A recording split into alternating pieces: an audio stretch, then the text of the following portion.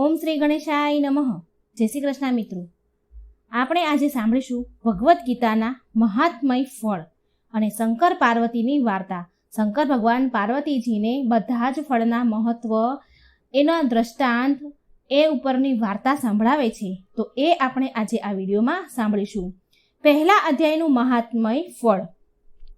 કૈલાસ પર્વતના પાવન શિખર પર શંકર ભગવાન અને માતા પાર્વતીજી બેઠા હતા, વાતો કરતા હતા. એ વખતે પાર્વતીજીએ શંકર ભગવાનને પૂછ્યું, હે પ્રભુ, મેં સાંભળ્યું છે કે વૈકુંઠ લોક પ્રાપ્ત કરવા માટે ભગવદ્ ગીતાનો પાઠ કરવો કે સાંભળવો એ બધા ઉપાયોમાં સર્વશ્રેષ્ઠ ઉપાય છે.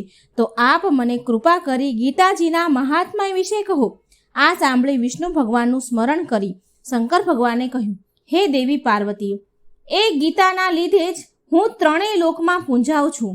ગીતાના જ્ઞાનમાં નિત્ય નિમગ્ન રહેવાના કારણે જ સંસારની માયા મને સ્પર્શી શકતી નથી કે સતાવી શકતી નથી.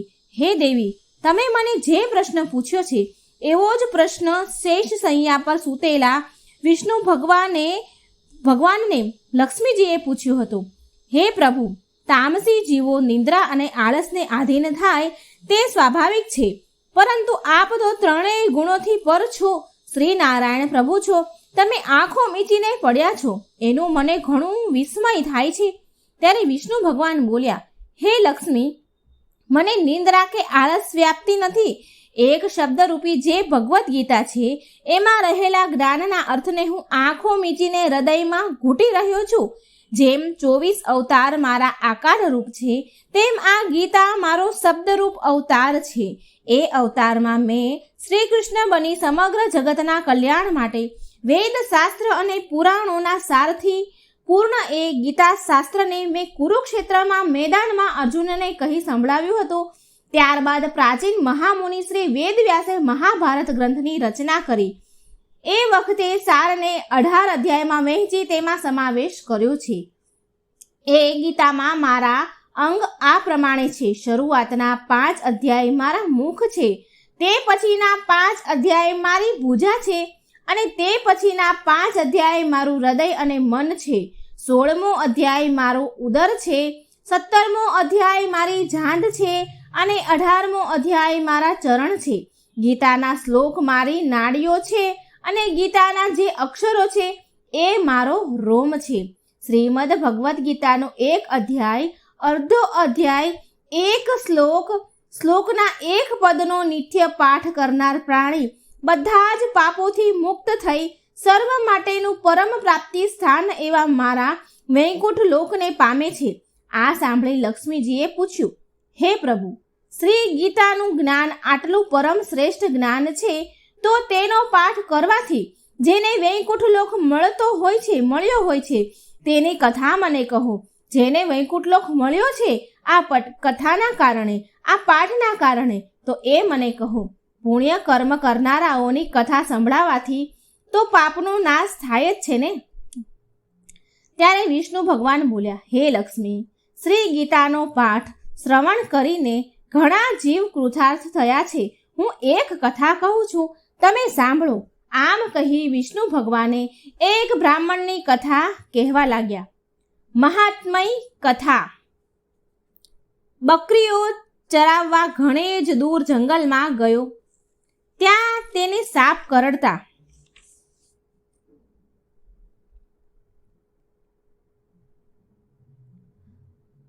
પૂર્વ સુશર્મા નામનો એક અતિ દુરાચાર બ્રાહ્મણ હતો. રાત દિવસ એ દુષ્કર્મમાં ગળાડૂબ રહેતો. એક દિવસ એ બકરીઓના ચરાવવા ઘણે દૂર જંગલમાં ગયો. ત્યાં તેને સાપ કરડતા તેનું મૃત્યુ થયું. તેણે ઘણા પાપ કર્મો કર્યા હોવાથી કેટલાક કાળ સુધી નરક યાતના ભોગવ્યા પછી મનુષ્ય લોકમાં તેને બળદનો જન્મ લેવો પડ્યો. તે એક લંગડા ભિખારીને પાનોરે પડ્યો. લંગડો ભિખારી દરરોજ એ બળદ પર બેસી ભીખ માંગવા જતો. તેને પોતાનું પેટ ભરાય એટલી પણ ભીખ ન મળતી. એ હોવાને કારણે તે બળદને પણ શું ખવડાવે? પોતાનું પેટ પણ ભરી નતો શકતો, તો બળદને શું ખવડાવે? ખાવાનું ન મળવાથી દિવસે ને દિવસે બળદનું શરીર સુકાવા લાગ્યું. એક દિવસ ભૂખના દુઃખને કારણે બળદ ચાલતા ચાલતા બેભાન થઈ રસ્તામાં ઢળી પડ્યો. તેની આંખોના ડોળા પણ બહાર આવી ગયા, પરંતુ તેના પાપનો અંત ન આવ્યો હોવાથી તેના પ્રાણ નીકળતા નહીં. તે જ્યાં પડ્યો હતો ત્યાં લોકોની ભીડ જામી. તેને રીબાતો જોઈ કેટલાક લોકો બોલી ઉઠ્યા, મરી જાય તો બિચારો દુઃખમાંથી છૂટે, પીડામાંથી છૂટે. તો કેટલાક પોતાના ઈષ્ટદેવને યાદ કરી કહેવા લાગ્યા કે હે ભગવાન, હું મારું અમુક પુણ્ય તેને આપું છું. તે પુણ્યના પ્રભાવથી આ રીબાતા બળદના દુઃખ દૂર થાવ. છતાં પણ બળદના પ્રાણ નીકળે નહીં. એટલામાં જ એક વેશ્યા ત્યાં આવી. તેણે પણ કહ્યું, હે ઈશ્વર, મારાથી જો જાણતા કે અજાણતા કંઈ પુણ્ય થઈ ગયું હોય તો તે પુણ્યના પ્રભાવથી આ બળદનું દુઃખ દૂર થાવ. વેશ્યાના મોઢામાંથી આ શબ્દ નીકળ્યો અને નીકળ્યા કે તરત જ રીબાતા બળદનો પ્રાણ નીકળી ગયો. એ મુક્તિ પામ્યો. આમ તેના પાપનો અંત આવ્યો. તેનો પુનઃજન્મ એક બ્રાહ્મણના ઘેર થયો. તેનું નામ સોમશર્મા રાખવામાં આવ્યું. તે મોટો થયો તો તેને પોતાના પૂર્વજન્મ તેને યાદ આવ્યો. આથી તેને એવી જિજ્ઞાસા થઈ કે એ વેશ્યાએ એવું કયું પુણ્ય કર્યું હશે જેના પ્રભાવે મારો રીબાતો જીવ નીકળી ગયો હતો. એક દિવસ તે વેશ્યાને શોધતો તેના ઘેર ગયો. વેશ્યાને પોતાના પૂર્વજન્મની બધી વાત કરી અને તેને પૂછ્યું કે તમે કયું પુણ્ય કર્મ કર્યું હતું. તો વેશ્યા બોલી, હું નીચ કર્મોમાં લિપ્ત છું. કોઈ સારા કર્મ કર્યાનું મને યાદ નથી. મેં તો લોકોની દેખાદેખીથી પ્રેરાઈને પુણ્યનું દાન કર્યાનું કહ્યું હતું. પણ હા, મારો પોપટ રોજ કંઈક બોલે છે. હું તેની મીઠી મધુર વાણી રોજ સાંભળ્યા કરું છું, પરંતુ પોપટ શું બોલે છે તેની મને કંઈ ખબર નથી. માટે તમે પોપટને પૂછો તો કંઈક સાચી માહિતી મળે. સોમશર્મા પોપટ પાસે ગયો અને તેને પૂછવા લાગ્યો અને તે બોલ્યો, હું અહીં આવ્યો હતો એ પહેલાં હું એક મુનિના આશ્રમમાં રહેતો હતો. ત્યાં સૌ કોઈ નિત્ય ગીતાના પહેલા અધ્યાયનો પાઠ કરતા હતા. દરરોજ પાઠ સાંભળવાથી મને પણ એ પાઠ મોઢે થઈ ગયો. એ પાઠ કરવાથી મને ઘણો આનંદ મળે છે. તેથી હું પણ રોજ ગીતાના પહેલા અધ્યાયનો પાઠ કરવા લાગ્યો. એક દિવસ હું પારધીની જાળમાં ફસાઈ પડ્યો. તેણે મને આ વેશ્યાને વેચ્યો. ત્યારથી હું આ પાંજરામાં પૂરાયો છું. છતાં પણ હું રોજ ગીતાના પહેલા અધ્યાયનો પાઠ કરું છું. પોપટની વાત સાંભળીને સોમશર્મા પણ નિત્ય ગીતાના પહેલા અધ્યાયનો પાઠ કરવા લાગ્યો.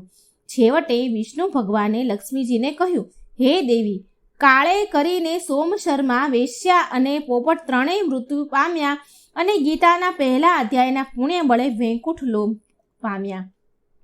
તો મિત્રો, આ હતો પહેલા અધ્યાયનું મહાત્મય ફળ અને શિવ, પાર્વતી અને વિષ્ણુ ભગવાનની કથા. હવે આપણે સાંભળીશું બીજો અધ્યાય અને બીજા અધ્યાયની વાર્તા, જે શંકર ભગવાન પાર્વતીજીને કહે છે. તો ધ્યાનથી સાંભળજો. પાર્વતીજીએ શંકર ભગવાનને ગીતાના બીજા અધ્યાયનું મહાત્મય પૂછતા શંકર ભગવાને કહ્યું કે એક વખત લક્ષ્મીજીને આ મહાત્મય સાંભળવાની ઈચ્છા થતાં વિષ્ણુ ભગવાને જે કથા કહી સંભળાવી હતી તે કથા હું તમને કહું છું, તે સાંભળો.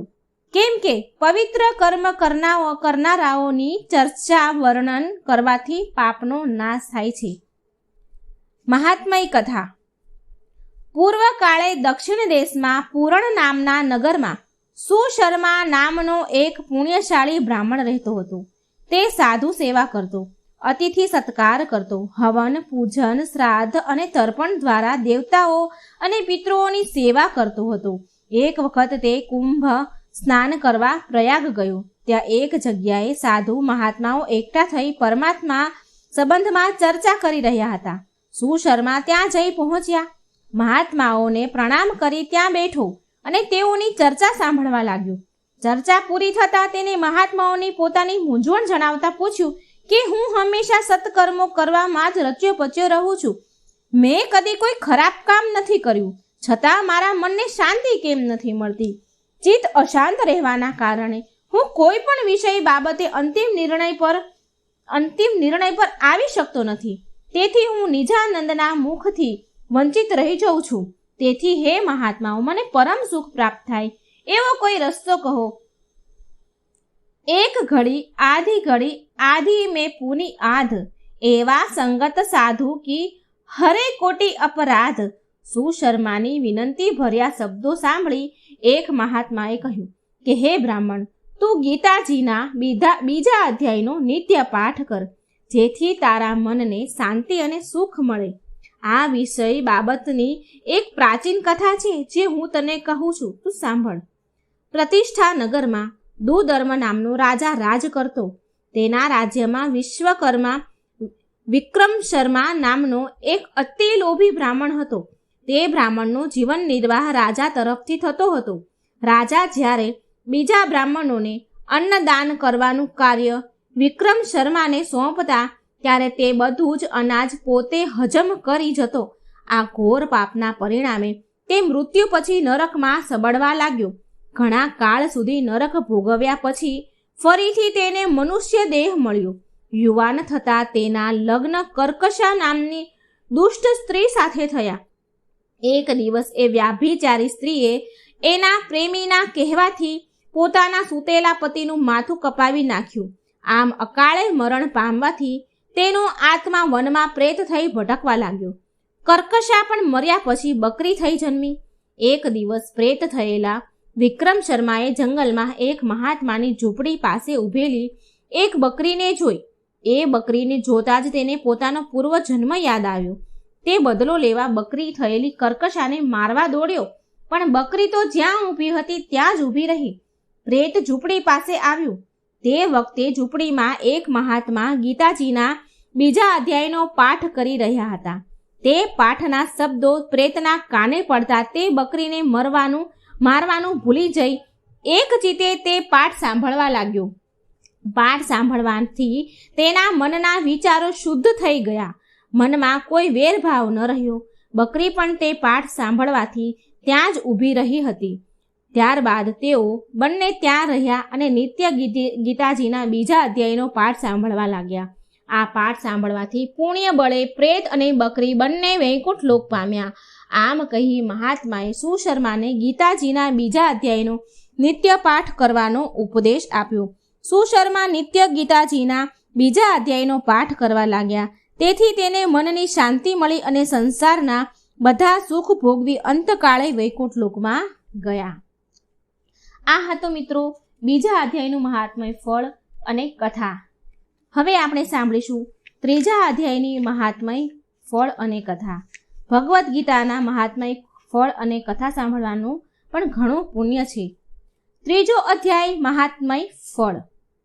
જગત જનની પાર્વતીજી શંકર ભગવાન અને લક્ષ્મીજીએ શ્રી વિષ્ણુ ભગવાનને કહ્યું, હે પ્રભુ, હવે આપ અમને ગીતાજીના ત્રીજા અધ્યાયનું મહાત્મય અને તેના ફળ વિશે જણાવો, જે સાંભળી અમે કૃતાર્થ થઈએ. આ સાંભળી શંકર ભગવાને પાર્વતીજીને અને વિષ્ણુ ભગવાને લક્ષ્મીજીને કહ્યું, હે દેવી, હું ત્રીજા અધ્યાયનું મહાત્મય કહું છું, તે તમે શુદ્ધ ચિત્તે સાંભળો, કારણ કે આ અધ્યાયનો પાઠ સાંભળનારનો અર્ધમયોનીમાંથી છુટકારો થાય છે. મહાત્મય કથા આ પ્રમાણે છે. કૌશિક વંશમાં જન્મેલો જડ નામનો એક બ્રાહ્મણ વેદશાસ્ત્રોનો જાણકાર હોવા છતાં પાપ કર્મોના પરિણામે અધોગતિને પામ્યું. તેને જાત જાતના વેપાર ધંધા કરી પુષ્કળ ધન એકઠું કર્યું હતું, પણ એ ધન ધર્મ કાર્યોમાં વાપરવાના બદલે જુગાર, શરાબ અને વેશ્યાગમનમાં ઉડાડવા લાગ્યું. આ દૂષણોમાં ધન ખલાસ થઈ જતા તેણે ચોરી કરીને ફરીથી ધન એકઠું કર્યું. જડ પાસે પુષ્કળ ધન એ બાબતની જાણ લૂંટારાઓને થતાં તેઓ એક રાતે તેના ઘર પર ત્રાટક્યા. તેને મારી નાખીને તેને બધું જ ધન લૂંટી ગયા. અકાળે મરણ પામવાથી જડ પ્રેત થયો અને પ્રેત યોનિમાં તેના પાપ કર્મોના કારણે દારૂણ દુઃખ ભોગવવા લાગ્યો. આ જડ બ્રાહ્મણોને મોહન નામનો પુત્ર હતો. તે વેપાર અર્થે દૂર દેશાવર ગયો હતો. તે જ્યારે પોતાના ગામ પાછો ફર્યો ત્યારે પોતાના પિતાના મૃત્યુના સમાચાર જાણી અતિશય દુઃખી થયો. પ્રેત યોનિમાંથી પિતાની મુક્તિ અર્થે પુત્રે શાસ્ત્રોક્ત રીતે ઉત્તર ક્રિયા કરી શ્રાદ્ધ કર્યું, પરંતુ જડને પ્રેત યોનિમાંથી મુક્તિ ન મળી અને તે પ્રેત થઈને પુત્રના ઘરમાં જ ભટકવા લાગ્યો. એક દિવસ મોહનને ત્યાં તેનો મિત્ર થોડા દિવસ રહેવા માટે આવ્યો. બીજે દિવસે પ્રાતઃકાળે તેનો મિત્ર સાન સંધ્યા કરીને ગીતાજીના 3જા અધ્યાયનો પાઠ કરવા લાગ્યો. આ પાઠ પ્રેત રૂપે ભટકતા જડે પણ સાંભળ્યો. પરિણામે તેનો પ્રેત યોનિમાંથી ઉદ્ધાર થઈ ગયો. તેને લેવા માટે યમના દૂતના બદલે વિષ્ણુ દૂતો વિમાન લઈને આવ્યા. પ્રેત યોનિમાંથી મુક્ત થયેલા જડ જ્યારે વિમાનમાં બેસવા ગયો ત્યારે અપ્સરાઓએ પુષ્પો વરસાવીને તેનું સ્વાગત કર્યું. પુત્ર પુણ્યશાળી આત્માવાળો હોવાથી તે આ બધું જોઈ શકતો હતો. તેના મનમાં જિજ્ઞાસા જાગતા તેણે પિતાને પૂછ્યું કે તમને મુક્તિ કઈ રીતે મળી? ત્યારે જડ બોલ્યો કે તારા મિત્રે ગીતાજીના પાઠ 3જા અધ્યાયના પાઠ કર્યા, તે મેં સાંભળ્યા, પરિણામે મને મુક્તિ મળી. હે વત્સ, મારો ભાઈ અને આપણા જે પૂર્વજો પોતાના પાપ કર્મોના કારણે હજુ પણ નરક ભોગવી રહ્યા છે, તેમને મુક્તિ માટે તું નિત્ય ગીતાજીના 3જા અધ્યાયનો પાઠ જરૂર કરજે. એ જ દિવસથી પુત્ર નિત્ય ગીતાજીના 3જા અધ્યાયનો પાઠ કરવા લાગ્યો. આ પાઠના પુણ્ય બળે તેના તમામ પિતૃઓને નરકમાંથી મુક્તિ મળી. એટલું જ નહીં, અંતકાળે તે અને તેનો મિત્ર પણ વૈકુંઠ લોકને પામ્યા. જ્યાં ભગવદ્ ગીતાનો ગ્રંથ હોય અને જ્યાં ગીતાનો પાઠ થાય છે ત્યાં પ્રયાગ આદિ સર્વ તીર્થોનો વાસ રહેલો છે. એનો મતલબ એમ છે, અર્થાત ગીતાજીના શ્રવણ પઠનથી પ્રયાગ આદિ પવિત્ર ધામોમાં સ્નાન કર્યા જેટલું પુણ્ય પ્રાપ્ત થાય છે. 4થા અધ્યાયનું મહાત્મય ફળ આ રીતે છે. પાર્વતીજીએ શંકર ભગવાનને કહ્યું અને લક્ષ્મીજીએ વિષ્ણુ ભગવાનને કહ્યું, હે પ્રભુ, હવે આપ અમને ગીતાજીના 4થા અધ્યાયનું મહાત્મય અને તેના ફળ વિશે જણાવો. આ સાંભળી શંકર ભગવાને પાર્વતીજીને અને વિષ્ણુ ભગવાને લક્ષ્મીજીને કહ્યું, હે દેવી, 4થા અધ્યાયનો પાઠ શ્રવણથી જીવ ઉત્તમ લોકોને પામે છે. હું એક કથા કહું છું, એ તમે ધ્યાનથી સાંભળો. મહાત્મય કથા. પવિત્ર કાશી નગરીમાં દેવદત્ત નામનું ધર્મિષ્ઠ બ્રાહ્મણ રહે છે. એક દિવસ તે ભગવાન વેદવ્યાસના દર્શન કરવા ગંગા પાર કરી રામનગર ગયો. ત્યાં એક કૂવો જોયો. કૂવામાંથી પાણી સિંચી સ્નાન કરી સંધ્યા પૂજા કરી. થયું એવું કે એ કૂવા પાસે બોરડીના 2 વૃક્ષો હતા. તેની નીચે તેણે બેસીને ગીતાજીના 4થા અધ્યાયનો પાઠ કર્યો. પાઠ પૂર્ણ કરી તેણે ભોજન કર્યું. થોડી વાર આરામ કરી તે આગળ વધ્યો. જ્યારે દેવદત્ત ગીતાજીના 4થા અધ્યાયનો પાઠ કરી રહ્યો હતો ત્યારે બંને બોરડીઓ ધ્યાનપૂર્વક એ પાઠ સાંભળી રહી હતી. આ પાઠનું શ્રવણ કરવાથી તેઓ બંને પોતાના સ્થાનેથી પડી ગઈ અને વૃક્ષયોનીમાંથી છૂટી કાશીના એક બ્રાહ્મણના ઘેર કન્યાઓ રૂપે જન્મી. બંને રૂપાળી ગુણવાન અને ધર્મિષ્ઠ હતી. વર્ષો પછી એ 2 કન્યાઓએ દેવદત્તને જોયો. તેને જોતા જ તેને પોતાના પૂર્વજન્મનો યાદ આવી. એ બંને કન્યાઓ દેવદત્તને પ્રણામ કરી કહેવા લાગી, હે મહારાજ, તમે જ અમારા ઉદ્ધારક છો. એક સમયે રામનગરમાં કુવા પાસેના 2 બોરડીના વૃક્ષ નીચે બેસીને તમે ગીતાના 4થા અધ્યાયનો પાઠ કર્યો હતો. એ પાઠ અમે ધ્યાનપૂર્વક સાંભળ્યો હતો અને આ પુણ્યના બળે અમે ઋષિના શાપમાંથી મુક્ત થયા અને વૃક્ષયોનીમાંથી છૂટી આ મનુષ્ય અવતાર પ્રાપ્ત થયો. હવે અમારા તે પહેલા પૂર્વજન્મનો વૃત્તાંત પણ સાંભળો. અગાઉના જન્મે અમે બંને સ્વર્ગની અપ્સરાઓ હતી. સ્વર્ગમાં નૃત્ય ગાન કરી નિત્ય ઇન્દ્રની પ્રશંસા પ્રાપ્ત કરતી.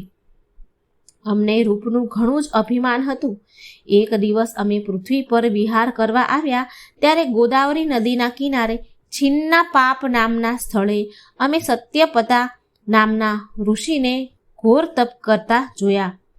આ ઋષિનું તપ જોઈ ઇન્દ્ર પણ ગભરાઈ ગયા અને તેમને પોતાના ઇન્દ્રાસન જતું રહેવાનો ભય લાગ્યો. આથી તેમણે ઋષિનું તપ ભંગ કરવા અમને ઋષિ પાસે મોકલી. અમે મધુર ગીત ગાન કરી, મોહક નૃત્ય કરી, મનમોહક હાવભાવ કરી ઋષિને તપમાંથી ચલિત કરવા ઘણા પ્રયત્નો કર્યા.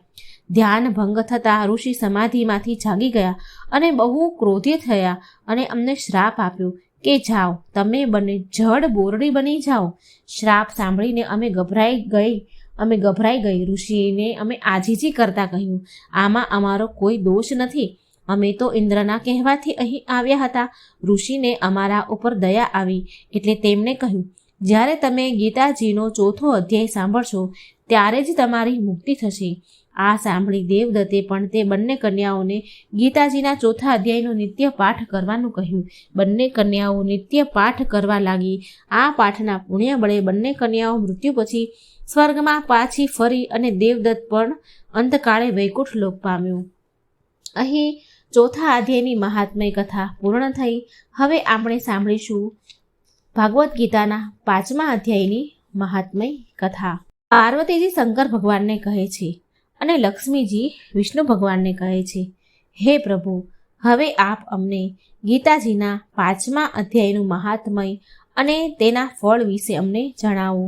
આ સાંભળી શંકર ભગવાને પાર્વતીજીને અને વિષ્ણુ ભગવાને લક્ષ્મીજીને ગીતાજીના 5મા અધ્યાયનો પાઠ કરનારા મનુષ્યના સ્પર્શ માત્રથી અધમ જીવનો ઉદ્ધાર થાય તે જણાવે છે.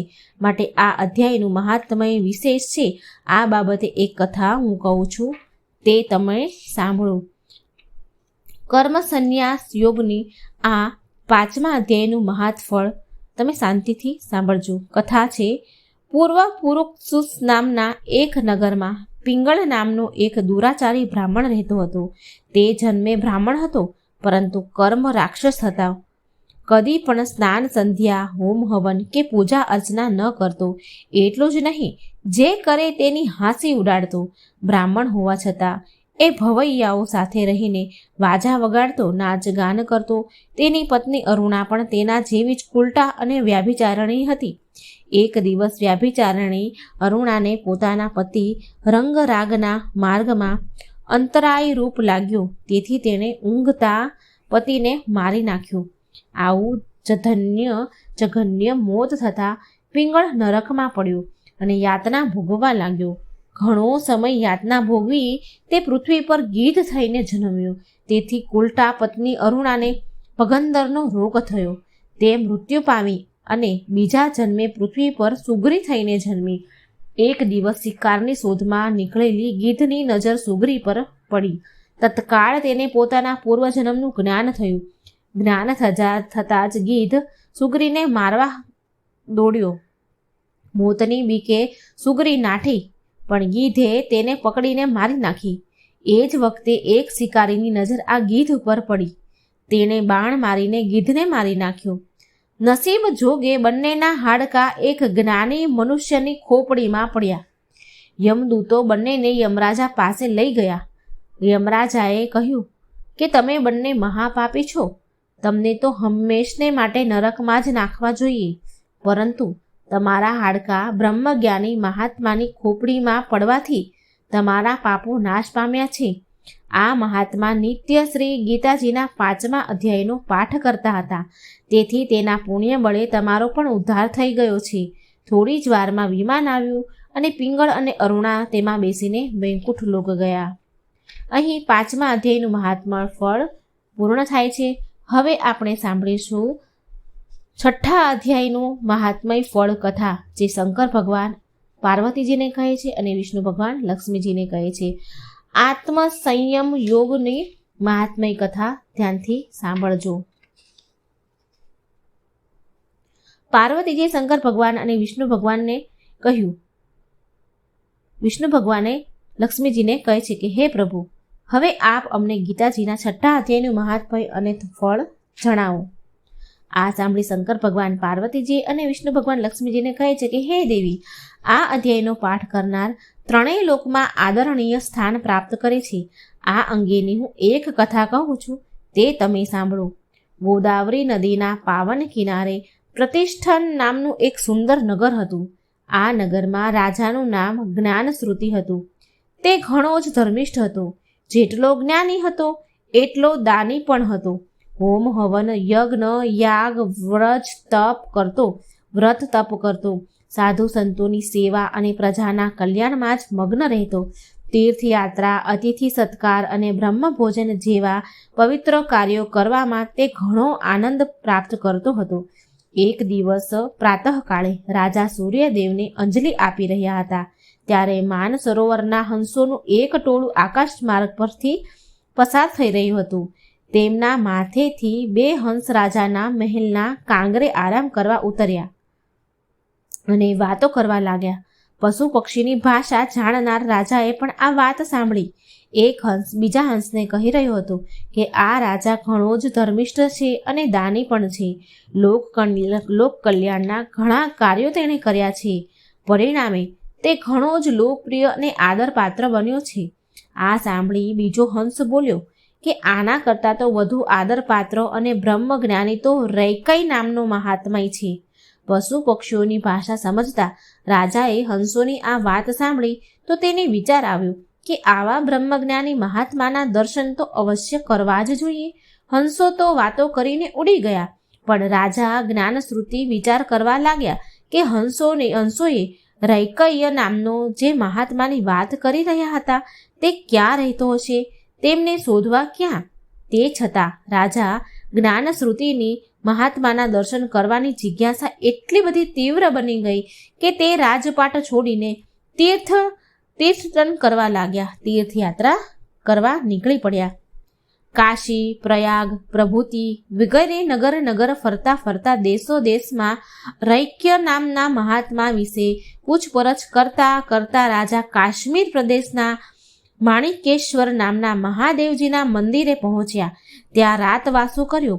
સવારે રાજાએ મંદિરના પૂજારીને મહાત્માએ રૈક્ય અંગે પૂછપરછ કરી તો પૂજારીએ જણાવ્યું કે મહાત્મા રૈક્ય તો આ નગરમાં જ રહે છે. રાજા જ્ઞાનશ્રુતિ તત્કાળ રૈક્ય પાસે પહોંચી ગયા. જઈને પ્રણામ કર્યા અને નમ્ર અવાજે પૂછ્યું કે હે પાવનકારી સંત, આપ આ કક્ષાએ કઈ રીતે પહોંચ્યા? એ કૃપા કરી મને જણાવશો તો હું કૃતાર્થ થઈશ. ત્યારે મહાત્માજી રૈક્ય બોલ્યા કે હે રાજન, હું નિત્ય ગીતાજીના 6થા અધ્યાયનો પાઠ કરું છું. તે પાઠના પુણ્ય બળે હું આ સિદ્ધિ પ્રાપ્ત કરી શક્યો છું. આ સાંભળી રાજા જ્ઞાનશ્રુતિ પણ નિત્ય ગીતાજીના 6થા અધ્યાયનો પાઠ કરવા લાગ્યા અને આ પુણ્યના બળે રાજા સર્વ સુખ ભોગવી અંતકાળે વૈકુંઠ પામ્યા. 6થા અધ્યાયની મહાત્મય ફળ કથા અહીં સંપૂર્ણ થાય છે. હવે આપણે સાંભળીશું 7મા અધ્યાયની કથા, મહાત્મય કથા વાર્તા આપણે સાંભળીશું. જ્ઞાન વિજ્ઞાન યોગ. આ 7મો અધ્યાય છે. પાર્વતીજી શંકર ભગવાન અને લક્ષ્મીજી વિષ્ણુ ભગવાનને કહે છે કે પ્રભુ, હવે આપ અમને ગીતાજીના 7મા અધ્યાયની મહાત્મય ફળ વિશે જણાવો. આ સાંભળી શંકર ભગવાને પાર્વતીજીને અને વિષ્ણુ ભગવાને લક્ષ્મીજીને કહ્યું કે હે દેવી, હું તમને ગીતાજીના 7મા અધ્યાયનું મહાત્મય કહું છું, તે સાંભળો. મહાત્મય કથા આ પ્રમાણે છે. પાટલીપુત્ર નામના નગરમાં એક શંકુકર્ણ નામનો બ્રાહ્મણ રહેતો હતો. તેને 3 પુત્રો હતા. શંકુકર્ણ વેપાર કરીને સુખેથી ગુજરાન ચલાવતો હતો. એકવાર તેને વધુ ધન કમાવા માટે પરદેશ જવાનો વિચાર કર્યો. તેણે પોતાના પુત્રને ખબર પડી કે એ રીતે પોતાનું બધું જ ધન એક ખાડામાં ખોદી દીધું. પછી તે વહાણ લઈને ઉત્તર દિશા તરફ નીકળી ગયો. દુર્ભાગ્યે બન્યું એવું કે પરદેશમાં સાપ કરડવાથી શંકુકર્ણ મૃત્યુ પામ્યો. અકાળે મૃત્યુ થવાથી તેનો જીવ તેના દાટેલા ધનમાં અટકી રહ્યો. આથી તે સાપ બનીને જ એ જગ્યાએ ધન દાટેલું હતું ત્યાં ધનનું રક્ષણ કરવા લાગ્યો. એક દિવસ સર્પયોનીની પારાવાર પીડા સહન ન થતા તેણે પોતાના પુત્રને સપનામાં આવી વાત કરી કે હે પુત્ર, હું સર્પયોનીમાં પારાવારા પીડા ભોગવી રહ્યો છું. મને મુક્તિ અપાવો માટે તું મને મુક્તિ અપાવ, મારો ઉદ્ધાર કરો. આ વાત સાબિત રૂપે શંકુકર્ણ પોતે જ્યાં ધન દાટ્યું હતું તે જગ્યા તેને દેખાડી. જોગાનું જોગ. 3 ભાઈઓએ એક સાથે જ સપનું જોયું. હવે બન્યું એવું કે વચલા પુત્રના મનમાં બધું જ ધન એકલા જ હડપી લેવું હોય એવી એની ઈચ્છા જાગી. તેણે સવાર પડવાની રાહ પણ ન જોઈ. એ તો રાતોરાત પોતાની પત્નીને સાથે લઈને સપનામાં તેના પિતાએ જે જગ્યા દેખાડી હતી ત્યાં પહોંચી ગયો. પતિ પત્ની બંને તે જગ્યાની જમીન ખોદવા લાગ્યા. એ જ વખતે એક સાપ ઉફાળા મારતો મારતો ત્યાં આવ્યો. પુત્ર તો ડરીને પાછળ હટી ગયો. ત્યારે સાપ બોલ્યો, હે વત્સ, ડર નહીં, હું તારો પિતા છું. તું આ શું કરી રહ્યો છે? ત્યારે તે પુત્ર બોલ્યો કે તમે સ્વપ્નમાં આવીને જે કહ્યું હતું તે પ્રમાણે હું તમને મુક્તિ અપાવવા માટે આવ્યો છું અને જમીનમાં જે ધન દાટ્યું છે તે બહાર કાઢી લઈશ, એટલે તમારો ઉદ્ધાર થઈ જશે. પુત્રના આ શબ્દો સાંભળી સર્પયોનીમાં પીડાતો પિતા બોલ્યો કે આમ તું દાટેલું ધન બહાર કાઢી લઈશ, તેથી મને મુક્તિ મળવાની નથી.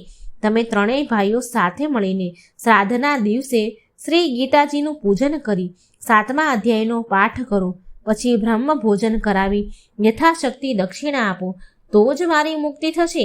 તે પછી જ તમે ત્રણેય ભાઈઓ દાટેલું ધન મેળવી શકશો, નહીંતર આ ધન ભ્રમર બનીને ઉડી જશે.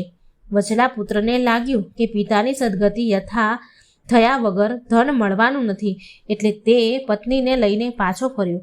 ઘેર જઈને પોતાના બંને ભાઈઓએ વિગતે વાત કરી. ત્રણેય ભાઈઓએ શ્રાદ્ધના દિવસે 5 વિદ્વાન બ્રાહ્મણોને બોલાવ્યા, શ્રી ગીતાજીનું પૂજન કર્યું અને બ્રાહ્મણો પાસે જ ગીતાજીના 7મા અધ્યાયનો પાઠ કરાવ્યો. પછી બ્રહ્મ ભોજન કરાવી યથાશક્તિ દક્ષિણા આપી બ્રાહ્મણોને વિદાય કર્યા. આ કાર્યના પુણ્ય બળે શંકુકર્ણ સર્પયોનીમાંથી મુક્ત થયો અને સ્વર્ગલોકમાં ગયો. ત્યારબાદ ત્રણેય ભાઈઓએ જમીન ખોદી દાટેલું ધન બહાર કાઢ્યું અને સરખા ભાગે વહેંચી દીધું. શ્રી ગીતા પાઠનો આવો ઉત્તમ મહિમા જાણી ત્રણેય ભાઈઓ નિત્ય ગીતાજીના 7મા અધ્યાયનો પાઠ કરવા લાગ્યા અને પૃથ્વીલોકના સર્વ સુખ ભોગવી અંતકાળે વૈકુંઠ ગયા. ગીતાજીનો 7મા અધ્યાયની મહાત્મય કથા પૂર્ણ થઈ. હવે આપણે સાંભળીશું અક્ષર બ્રહ્મ યોગ 8મો અધ્યાયની મહાત્મય કથા ફળ.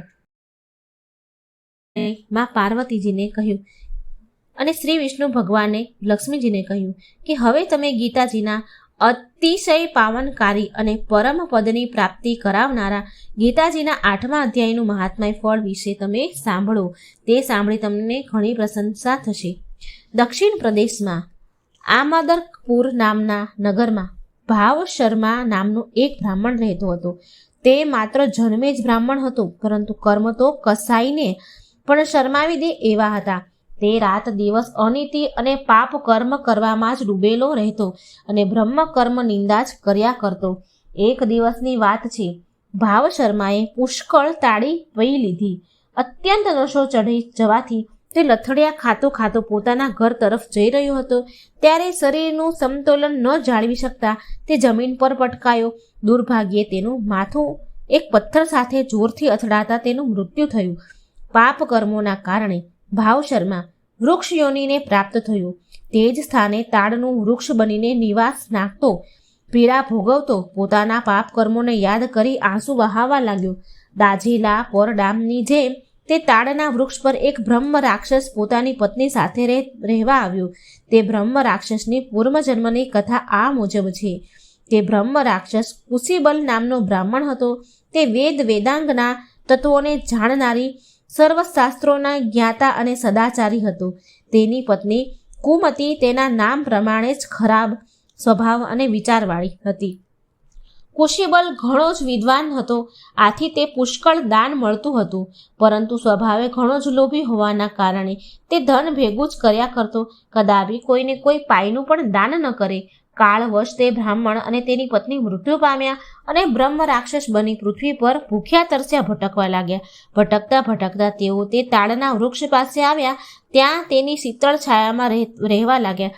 એક રાતે બ્રહ્મ રાક્ષસની પત્નીએ પોતાના પતિને પૂછ્યું કે હે નાથ, આપણા આ ભયંકર દુઃખો ક્યારે દૂર થશે? આપણે આ બ્રહ્મ રાક્ષસની યોનિમાંથી ક્યારે છૂટશું? આપણે શી રીતે ઉદ્ધાર આપણો થશે?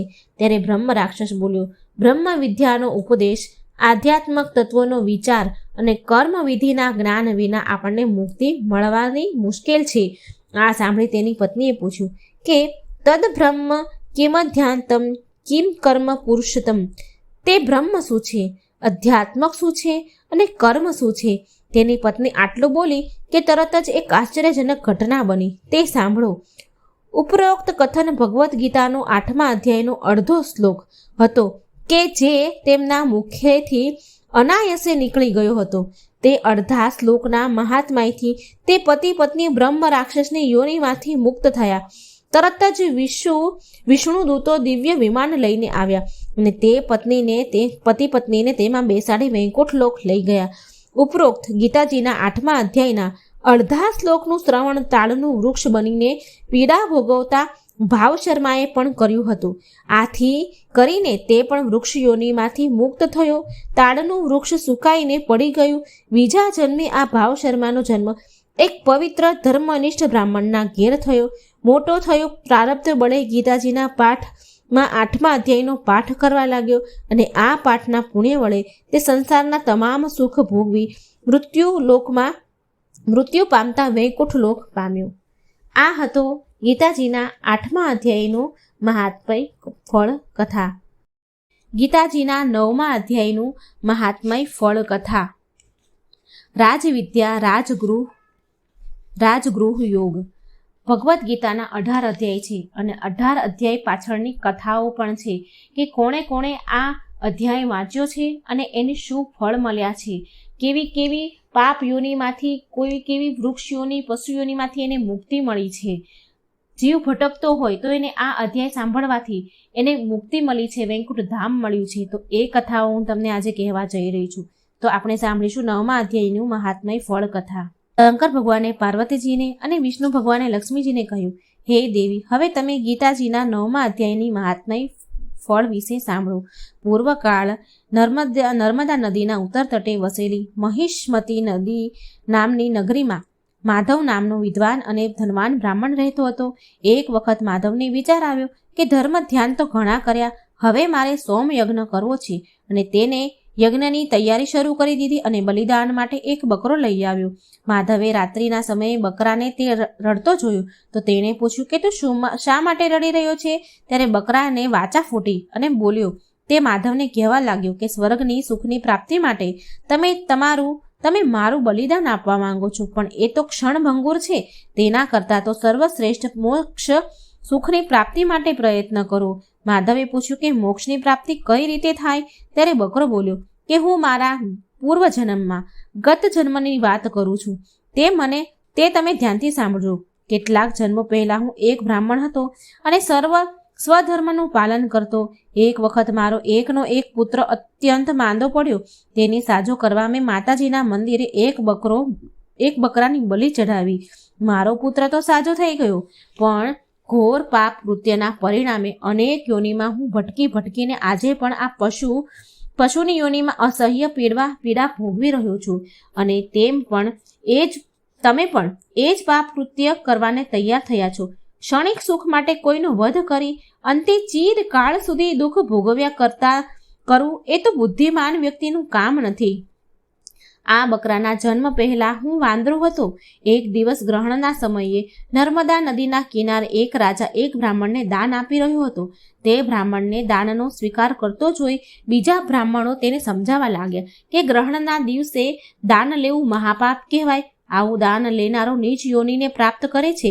ત્યારે દાન લેનારો બ્રાહ્મણ બોલ્યો, હું કોઈ લોભ લાલચથી દાન નથી લેતો, માત્ર શરીરના નિર્વાહ અર્થ દાન લઉં છું. વળી હું નિત્ય ગીતાજીના 9મા અધ્યાયનો પાઠ કરું છું, જેનાથી મારા તમામ પાપનો નાશ થાય છે. આમ કહીને બકરો બોલ્યો કે હે બ્રાહ્મણ, એ સમયે હું પણ ઝાડ પાસે બેઠો હતો. મેં આ વાત સાંભળી હતી. તમે મારું બલિદાન આપવાના બદલે ગીતાજીના 9મા અધ્યાયનો પાઠ કરો તો તમારા અને મારા બંનેનો ઉદ્ધાર થશે. માધવને બકરીની વાત ગમી, સાચી લાગી. તેણે ગીતાજીના 9મા અધ્યાયનો પાઠ કર્યો. આ પાઠનું શ્રવણ કરતાં જ બકરો પશુઓનીમાંથી મુક્ત થઈ ગયો. આ જોઈ માધવે જીવનભર નિત્ય 9મા અધ્યાયનો પાઠ કરવાનો પવિત્ર સંકલ્પ કર્યો. આ પાઠના પુણ્ય બળે માધવ પૃથ્વી પરના સમસ્ત સુખ ભોગવી અંતકાળે વૈકુંઠ લોક પામ્યો. 9મો અધ્યાયનું મહાત્મય ફળ કથા અહીં સંપૂર્ણ થાય છે. હવે આપણે સાંભળીશું વિભૂતિ યોગ 10મો અધ્યાયની મહાત્મય ફળ કથા. આ મહાત્મય કથા પૂરી ધ્યાનથી સાંભળજો. કૈલાસ નિવાસી શંકર ભગવાને પાર્વતીજીને અને ક્ષીરસાગરમાં શેષ શૈયા પર શયન કરનારા શ્રી વિષ્ણુ ભગવાને લક્ષ્મીજીને કહ્યું કે હે દેવી, હવે હું ગીતાજીના 10મા અધ્યાયના મહાત્મય ફળ વિશેની પરમ પાવન કથા કહું છું, તે તમે સાંભળો. પવિત્ર કાશી નગરીમાં એક બ્રહ્મજ્ઞાની તપસ્વી બ્રાહ્મણ રહેતો હતો. તે નિત્ય બ્રહ્મ મુહૂર્તે સ્નાન કરી શ્રી કાશી વિશ્વનાથના મંદિરે દર્શન કરવા જાય. દર્શન કરીને તે ત્યાં જ ધ્યાનમાં બેસે. આ જોઈ મારા ભૃંગી નામના ગણે મને જિજ્ઞાસાવશ મને પૂછ્યું કે હે પ્રભુ, આ બ્રાહ્મણ કોણ છે? તેણે એવું કર્યું તપ, હોમ કે જપ કર્યા છે કે જ્યારે તે ધ્યાનમાં બેસે છે ત્યારે આપ તેને સન્મુખ પ્રગટ થાવ છો, તેમજ ડગલે ને પગલે તેને સહાય કરવા તત્પર બનો છો? આ સાંભળીને મેં કહ્યું, હે વત્સ, આ જાણવા માટે આ બ્રાહ્મણના ગયા જન્મની વાત હું કહું છું, તે સાંભળ. એક સમયની વાત છે. કૈલાસ પર્વત પર હું બેઠો હતો. એ સમયે કાળા રંગનો એક હંસ એક સુંદર તાજું કમળ લઈને આવ્યો. કમળ મારા ચરણમાં મૂકી મને પ્રણામ કર્યા. મેં તેને મારી પાસે બેસાડ્યો અને પૂછ્યું, હે હંસ, તું કોણ છે? તારા શરીરનો રંગ શ્વેતના બદલે કાળો કેમ છે? તું મારી પાસે જે હેતુથી આવ્યો હતો તે મને જણાવ. ત્યારે તે હંસ બોલ્યો, હે ભગવાન, આપ તો સર્વજ્ઞ છો. આપનાથી તો ક્યાં કંઈ છુપાયેલું છે? કંઈ છુપાતું નથી. છતાં પણ આપ પૂછો છો તો હું બતાવું છું. મને બ્રહ્માજીનું વાહન સમજો. એક દિવસ હું આપના દર્શન કરવાની ઈચ્છાથી બ્રહ્મલોકમાંથી ઉડતો આવી રહ્યો હતો. ત્યારે રસ્તામાં માન સરોવર આવ્યું અને મારી ઉડતાની ગતિ એકાએક રૂંધાઈ ગઈ. હું પૃથ્વી પર પડ્યો અને પડતા જ બેભાન થઈ ગયો. જ્યારે ભાનમાં આવ્યો ત્યારે મારું આખું શરીર કાળું થઈ ગયેલું જોયું. હું એકાએક ઉડતો અહીં કેવી રીતે પડી ગયો તે અંગે વિસ્મિત થઈ વિચારી રહ્યો હતો. ત્યાં જ સરોવરમાંથી અવાજ આવ્યો કે હે હંસ, તું આકાશ માર્ગે ઉડતા મને ઓળંગી ગયો. તે પાપના પરિણામે તું પૃથ્વી પર પડ્યો અને તારું શરીર કાળું થઈ ગયું છે. મેં અવાજની દિશામાં જોયું તો અવાજ કમળોની વચ્ચે આવેલી એક કમલિનીમાંથી આવી રહ્યો હતો.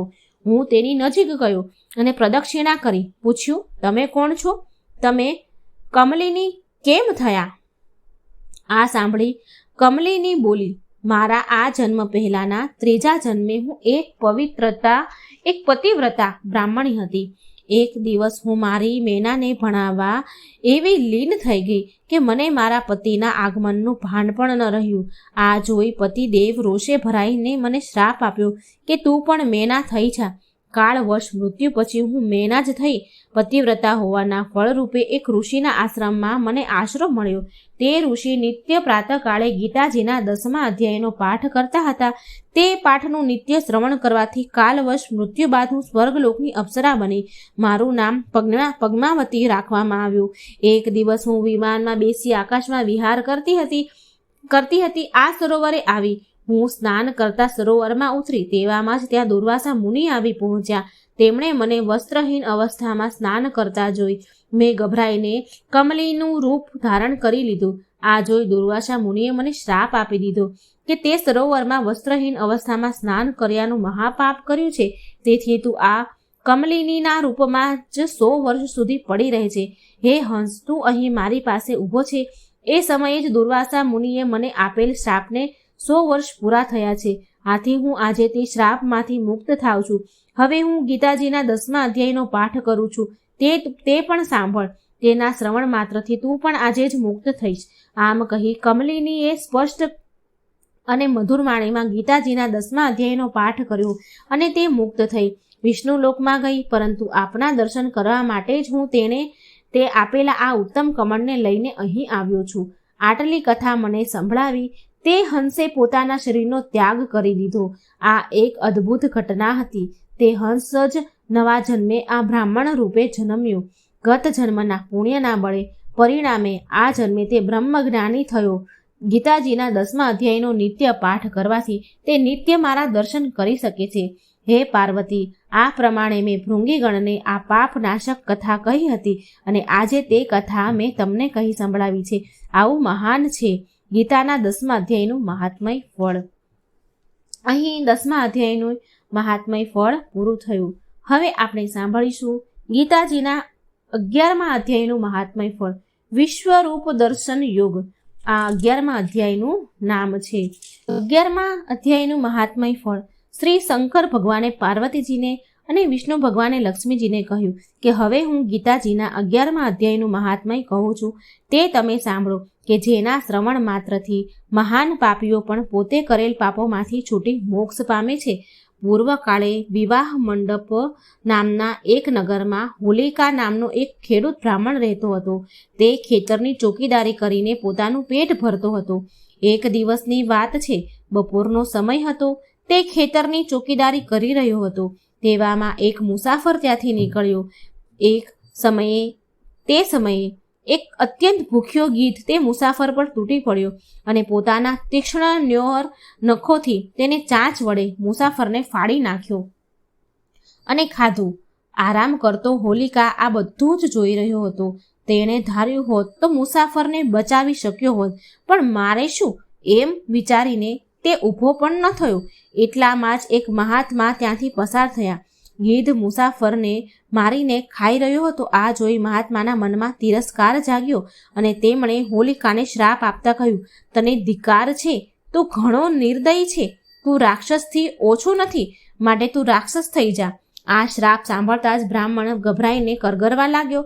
મહાત્માને દયા આવી. તે બોલ્યા, જ્યારે કોઈ ગીતાજીના 11મા અધ્યાયનો પાઠ કરી તેનું મંત્રેલું જળ તારા મસ્તક પર છાંટશે, ત્યારે તને આ શાપમાંથી મુક્તિ મળશે. આમ કહી મહાત્મા ચાલ્યા ગયા. શાપના કારણે રાક્ષસ બનેલો બ્રાહ્મણ ગામના લોકોને પકડીને ખાવા લાગ્યો. આથી ત્રાસી ગયેલા ગામના લોકોએ ભેગા થઈ બ્રહ્મ રાક્ષસને વિનંતી કરી કે તું ધર્મશાળામાં જઈને રહે, ત્યાં જે રાતવાસો કરે તેનો તું ભોગ લેજે. બ્રહ્મ રાક્ષસે ધર્મશાળામાં ધામા નાખ્યા. ત્યાં જે મુસાફર આવતા તેને તે મારીને ખાઈ જતો. એક દિવસ એક બ્રાહ્મણે આ ધર્મશાળામાં રાતવાસો કર્યો. સવારે તેને જીવતો જોઈ ચોકીદાર અને ગામ લોકોનો વિસ્મયનો પાર ન રહ્યો. બ્રાહ્મણ જાણકાર છે એમ માની ચોકીદારે આ બ્રાહ્મણને થોડા દિવસ ધર્મશાળામાં રહેવાની વિનંતી કરી. બ્રાહ્મણ રોકાઈ ગયો. બન્યું એવું કે ચોથા દિવસે સાંજે ચોકીદારના પુત્રનો મિત્ર ગામમાં આવ્યો. ચોકીદાર તેને જાણતો ન હતો. આથી ચોકીદારે તેને અન્ય મુસાફરોની સાથે ધર્મશાળામાં મોકલી દીધો. ચોકીદારના પુત્રને પોતાનો મિત્ર ધર્મશાળામાં ઉતર્યો છે આ વાતની ખબર પડતા તે પોતાના જીગરી મિત્રને બચાવવા માટે ધર્મશાળામાં ગયો. પરંતુ બ્રહ્મ રાક્ષસ અન્ય મુસાફરોની સાથે પણ તેને મારીને ખાઈ ગયો. આ જોઈ ચોકીદારના હોશ ઉડી ગયા. તે રાક્ષસને કરગરીને કહેવા લાગ્યો કે મારા પુત્રને તમે જ તેના મિત્રને તું સજીવન કર.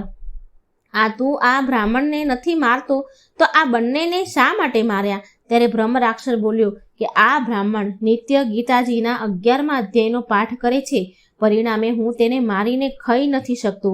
જો આ બ્રાહ્મણ ગીતાજીના 11મા અધ્યાયના મંત્રથી 7 વાર અભિમંત્રિત કરેલ જળ મારા પર છાંટે તો મારો ઉદ્ધાર થઈ જશે. આ સાંભળી ધર્મિષ્ઠ બ્રાહ્મણે તત્કાળ ગીતાજીના 11મા અધ્યાયથી જળને અભિમંત્રિત કરી રાક્ષસ પર છાંટ્યું તો બ્રહ્મ રાક્ષસનો તેની યોનિમાંથી ઉદ્ધાર થયો. સાથે 2 મિત્રોને પણ મુક્તિ મળી ગઈ. વૈકુંઠ લોકમાંથી દૂતો વિમાન લઈને તેડવા આવ્યા. આ જોઈને ચોકીદાર રડતો પુત્રને રોકવા લાગ્યો. આથી પુત્ર બોલ્યો કે ગીતાજીના 11મા અધ્યાયનું શ્રવણ કરવાથી અમને મુક્તિ મળી છે. વળી આ સંસારમાં તો સૌ કોઈ પોતાના કર્મ અનુસાર આવે છે અને જાય છે. આજે અમે જઈએ છીએ, કાલે તમારે જવાનું છે. કેટલીક વાર તમે મારા અને હું તમારો પુત્ર રહી ચૂક્યા છીએ, માટે હવે તમે મુક્તિનો ઉપાય કરો. ગીતાજીના 11મા અધ્યાયનો પાઠથી આ બ્રહ્મ રાક્ષસના જેવાનો પણ ઉદ્ધાર થઈ ગયો છે. તો મેં જોયું ને, હવે તમે પણ નિત્ય ગીતાજીના 11મા અધ્યાયનો પાઠ કરવાનો સંકલ્પ કરો. આમ કહીને તે ચાલ્યો ગયો. ચોકીદાર નિત્ય ગીતાજીના 11મા અધ્યાયનો પાઠ કરવા લાગ્યા અને અંતકાળે મૃત્યુ પામ્યા બાદ વૈકુંઠ લોકને પામ્યા. આ ગીતાજીના 11મા અધ્યાયની મહાત્મય કથા પૂરું થયું. અમને સાંભળીશું ભગવદ્ ગીતાના 12મા અધ્યાયનું મહાત્મય ફળ કથા. ત્યાં ભગવદ્ ગીતાનો ગ્રંથ હોય અને જ્યાં ગીતાના પાઠ થાય ત્યાં પ્રયાગ આદિ સર્વ તીર્થનો વાસ રહેલો હોય છે. અર્થાત ગીતાજીના શ્રવણ માત્રથી પ્રયાગ આદિ પવિત્ર ધામોમાં સ્નાન કર્યા જેટલું પુણ્ય ફળ મળે છે. અને આ ગીતાના અધ્યાયનો વાંચવાથી, એનું મહાત્મય કથા ફળ વાંચવાથી આપણા પાપો બળીને ભસ્મ થાય છે અને આ લોકમાં બધું જ સુખ ભોગવીને, સર્વ સુખ ભોગવીને ભગવાનના વૈકુંઠ ધામમાં આપણને વાસ મળે છે. માટે આપણે આ ભાગવદ્ ગીતાના અધ્યાય સાંભળવા પણ ખૂબ જરૂરી છે અને મહાત્મય કથા પણ સાંભળવું જરૂરી છે. એક એક અધ્યાયના શું મહત્વ છે એ બધું જ આ કથાઓમાં મહાત્મય ફળમાં જાણવા મળશે. અત્યાર સુધી આપણે 11 અધ્યાય સાંભળ્યા. હવે 12મા અધ્યાયનું મહાત્મય ફળ કથા સાંભળીશું. અધ્યાય 12 ભક્તિ યોગ. શંકર ભગવાને પાર્વતીજીને અને વિષ્ણુ ભગવાને શ્રી લક્ષ્મીજીને કહ્યું કે હવે તમે ગીતાજીના 12મા અધ્યાયનું અદ્ભુત મહાત્મા ફળ અને તેના ફળ વિશે સાંભળો. મહાત્મયની કથા આ રીતે છે. કોલ્હાપુર નગરમાં રાજા બૃહદર્થ નામે ઘણો જ શક્તિશાળી રાજા રાજ કરતો હતો. તેણે અનેક વિજય મેળવ્યા હતા. એકવાર તેણે પોતાના સર્વોપરિતા પુરવાર કરવા અશ્વમેઘ યજ્ઞ આદર્યો. શાસ્ત્રોક્ત વિધિ મુજબ તેણે યજ્ઞના પંચકલ્યાણી ઘોડાને છૂટો મૂક્યો. સાથે તેનું સૈન્ય પણ ગયું. દુર્ભાગ્યવશ બન્યું એવું કે ઘોડો પાછો ફરે અને યજ્ઞ પૂર્ણ થાય તે પહેલાં જ રાજાનું મૃત્યુ થયું. યજ્ઞ અધૂરો ન રહે તે માટે રાજાના પુત્રએ શાસ્ત્રાજ્ઞોની આજ્ઞાથી રાજાના શરીરને તેલમાં સાચવી રાખ્યું. થોડા સમય પછી યજ્ઞનો ઘોડો સમગ્ર પૃથ્વી પર વિજય પ્રાપ્ત કરીને પાછો ફર્યો. પરંતુ યજ્ઞ પૂર્ણ થાય તે પહેલાં કોઈએ તે ઘોડાને ચોરી ગયું. સમગ્ર રાજ્યમાં તો હાહાકાર મચી ગયો. રાજાનો પુત્ર કુળદેવીના મંદિરે જઈ પ્રાર્થના કરવા લાગ્યો કે હે માતા, આ કઠિન ધર્મ સંકટમાંથી મારો અને મારા પરિવારનો, મારા પિતાનો ઉદ્ધાર કરો. અશ્વમેઘનો ઘોડો મને પાછો મેળવી આપો, જેથી હું યજ્ઞ પૂરો કરી મારા પિતા પ્રત્યેની મારી ફરજ પૂરી કરું. ત્યારે માતાજી બોલ્યા કે મારા મંદિરના દ્વારે એક બ્રાહ્મણ બેઠો છે. તે મારી આજ્ઞાથી તારા બધા કામ પૂરા કરી દેશે. રાજાનો પુત્ર મંદિરના દ્વાર પર બેઠેલા તપસ્વી બ્રાહ્મણ પાસે ગયો અને પ્રણામ કરી ચૂપચાપ ઊભો રહ્યો. ત્યારે બ્રાહ્મણ બોલ્યો કે માતાજીએ તને મારી પાસે મોકલ્યો છે ને, ચિંતા ન કર, હવે હું તારા બધા જ કામ પૂરા કરું છું. આમ કહી મંત્ર વેતા બ્રાહ્મણે બધા દેવતાઓને પોતાની પાસે બોલાવ્યા. રાજાના પુત્રએ જોયું તો બધા દેવતાઓ હાથ જોડી થરથર કાપતા ઊભા હતા. બ્રાહ્મણે બધા દેવતાઓને કહ્યું કે રાતના સમયે દેવરાજ ઇન્દ્રે અશ્વમેઘ યજ્ઞના ઘોડાને ચોરીને બીજે કાંઈક મૂકી દીધો છે. તે ઘોડાને તત્કાળ અહીં હાજર કરો. દેવતાઓએ તરત જ ઘોડાને હાજર કરી દીધો. બ્રાહ્મણે તેઓની જવાની આજ્ઞા આપી. આ બધું જોઈ વિસ્મય પામેલો રાજાનો પુત્ર બ્રાહ્મણના ચરણોમાં પડી તેની અદ્ભુત શક્તિ તથા સામર્થ્યના ગુણગાન ગાવા લાગ્યો અને એ વિનંતી કરવા લાગ્યો અને બોલ્યો કે હે સાધુ શ્રેષ્ઠ, મારા પિતા બૃહદર્થ અશ્વમેઘ યજ્ઞનો આરંભ કરી દૈવયોગે મૃત્યુ પામ્યા છે. હજુ સુધી એમનું શરીર તેલમાં સાચવીને રાખ્યું છે મેં. આપ કૃપા કરી તેમને સજીવન કરો તો યજ્ઞ નિર્વિઘ્ન પૂર્ણ થાય. બ્રાહ્મણને દયા આવી ગઈ. તેણે જળ મંત્રીને રાજાના શબ પર છાંટ્યું તો રાજા તત્કાળ સજીવન થઈ ગયું. બાજુમાં ઊભેલા બ્રાહ્મણને જોઈ પૂછ્યું કે હે ધર્મ સ્વરૂપ, તમે કોણ છો? તો રાજાના પુત્રએ બધી જ હકીકત કહી સંભળાવી. રાજાએ પોતાને જીવદાતા દેનાર બ્રાહ્મણને નમસ્કાર કરીને પૂછ્યું, ક્યાં પુણ્યથી આપને આ અલૌકિક શક્તિ પ્રાપ્ત થઈ છે? તો બ્રાહ્મણ મધુર વાણીમાં બોલ્યો કે આ શક્તિ તો મને ગીતાજીના 12મા અધ્યાયનો નિત્ય પાઠ કરવાથી પ્રાપ્ત થઈ છે. રાજા બૃહદર્થે યજ્ઞ પૂર્ણ કર્યો તે દિવસથી તે નિત્ય ગીતાજીના 12મા અધ્યાયનો પાઠ કરતો રહ્યો. એ પુણ્યના બળે અંતકાળે તે સદેહે વૈકુંઠ લોક પામ્યો. 12મા અધ્યાયનું મહાત્મય કથા ફળ અહીં સંપૂર્ણ થાય છે. હવે આપણે સાંભળીશું 13મા અધ્યાયનું મહાત્મય ફળ. ક્ષેત્રજ્ઞ યોગ. આ અધ્યાય 13મો છે. આ અધ્યાયનું મહાત્મય ફળ કથા શંકર ભગવાન પાર્વતીજીને અને વિષ્ણુ ભગવાન લક્ષ્મીજીને કહે છે કે હવે તમે ગીતાજીના 13મા અધ્યાયનું મહાત્મય અને ફળ કેવું મહાપુણ્યદાયી છે તથા પરમ પદની પ્રાપ્તિ કરાવનારું છે તે તમે સાંભળો. દક્ષિણ પ્રદેશમાં તુંગભદ્રા નદીના તીરે હરિહરપુર નામનું એક નગર હતું. આ નગરમાં હરિદીક્ષિત નામનો એક બ્રાહ્મણ રહેતો હતો. નામ પ્રમાણે જ તે અતિ ધાર્મિક વૃત્તિવાળો હતો. સદાય પવિત્ર આચરણ કરવાવાળો હતો અને વિદ્વાન હતો. પરંતુ દુર્ભાગ્યે તેની પત્ની નખશીખ, અધર્મી, ઉલટા અને વ્યાભિચારણી હતી. તે હંમેશા પતિ સાથે ઝઘડ્યા કરતી, પતિના સગા સંબંધીઓ અને મિત્રો સાથે અયોગ્ય વ્યવહાર કરતી. જ્યારે હરિદીક્ષિત ગામમાં કોઈને ત્યાં ધાર્મિક વિધિ કરવા કે કામ અર્થે ઘરની બહાર જતો, ત્યારે તેની પત્ની પરપુરુષને ઘેર બોલાવીને રંગ રાગ માણતી. આ બ્રાહ્મણીના પાપનો ઘડો ભરાઈ જતા તેને ભયંકર રોગ લાગુ પડ્યો. ઘણા ઉપાય અજમાવવા છતાંય તે સાજી ન થઈ અને રેબાઈને મરી ગઈ. યમરાજના દૂતો તે પાપિનીને સંયમની પુરીમાં લઈ ગયા. ત્યાં તે યમરાજાની આજ્ઞાથી ઘણા સમય સુધી ઘોર નરકાયતાના ભોગવતી સબળતી રહી. છેવટે તે એક ચાંડાલના ઘેર પુત્રી થઈને જન્મી. જાત જાતની મુસીબતો વેઠતી તે મોટી થવા લાગી. પૂર્વજન્મના અભ્યાસથી તે આ જન્મમાં પણ પાપ કર્મોમાં જ પ્રવૃત્ત રહેતી હતી. એક દિવસની વાત છે. એક ધર્મનિષ્ઠ બ્રાહ્મણના ઘેર ધાર્મિક મહોત્સવ હતો. ત્યાં બ્રહ્મ ભોજન પણ હતું. ચાંડાલણી વધ્યું ઘટ્યું ખાવાનું લેવા માટે ત્યાં ગઈ અને બારણે આરામથી બેઠી. ત્યાં ઊંચા અવાજે થઈ રહેલા ગીતાજીના 13મા અધ્યાયના પાઠનું એકાગ્રચિત્તે શ્રવણ કરવા લાગી. બન્યું એવું કે એકાએક ચાંડાલણીને ગભરામણ થતાં તેનું હૃદય બંધ પડી ગયું અને તે ત્યાં જ મૃત્યુ પામી. તેને ઢળી પડેલી જોઈ ઉત્સવમાં ભાગ લેવા આવેલા બધા જ ત્યાં એકઠા થઈ ગયા. ચાંડાળો પણ ચાંડાલણીના શબને લેવા આવી પહોંચ્યા. ત્યાં જ બધાના વિસ્મય વચ્ચે આકાશમાંથી એક વિમાન આવ્યું. તેમાંથી દેવાંગનાઓ ઉતરી અને ચાંડાલણીને ઉત્તમ વસ્ત્ર અલંકારો સજાવવા લાગી. આ જોઈ બધા વિસ્મયનો પાર ન રહ્યો.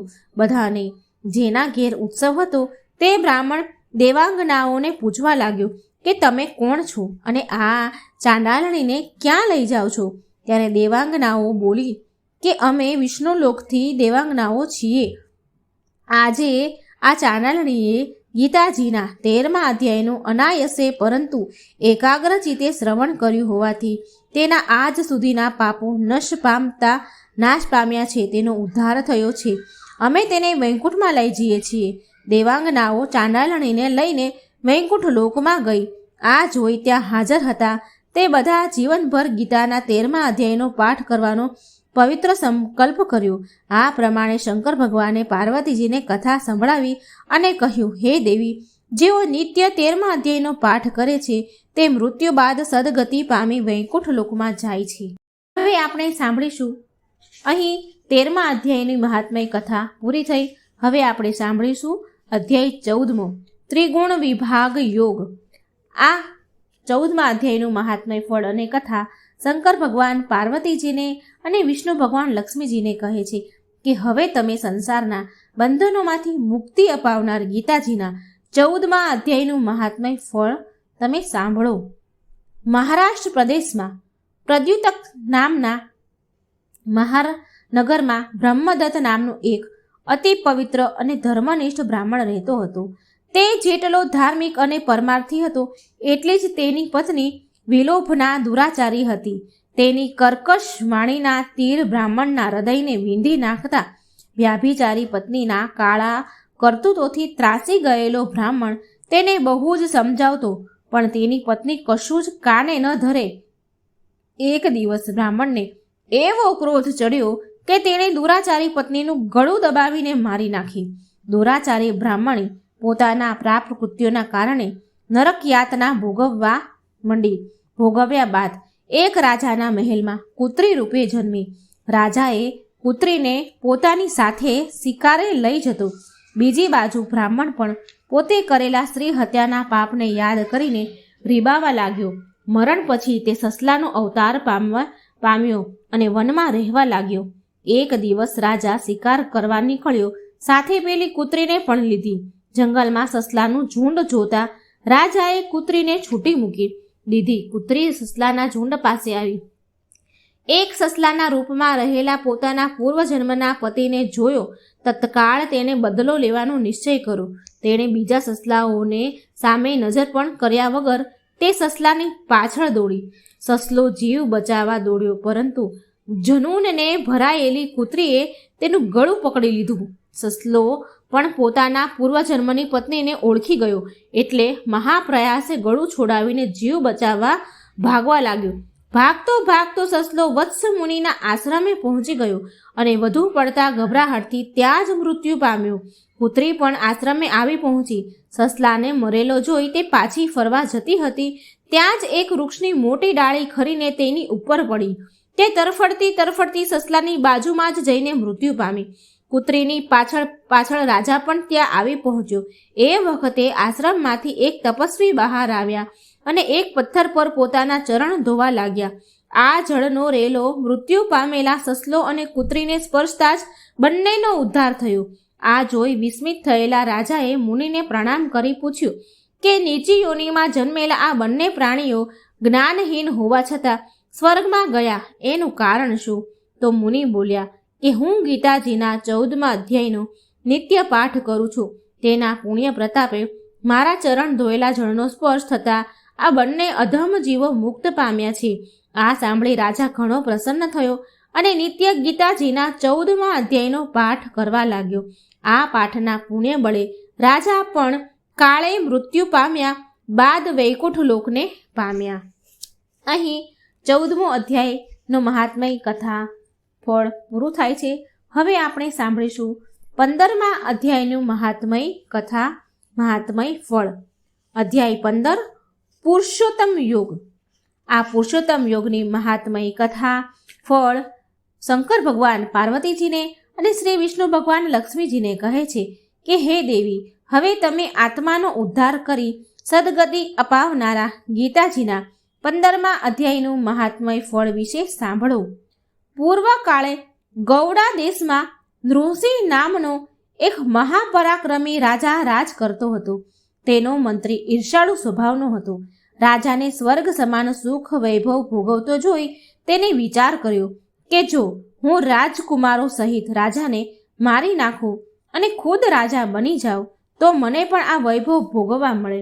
પછી તો મંત્રી રાત દિવસ રાજાને મારી નાખવાના જ વિચાર કરવા લાગ્યો. એક અંધારી રાતે મંત્રીએ રાજાને મારી નાખવા માટે મહેલ તરફ જઈ રહ્યો હતો. ત્યારે અંધારામાં તેનો પગ એક સાપ પર પડ્યો. સાપે દંશ દેતા તત્કાળ મંત્રી મૃત્યુ પામ્યો.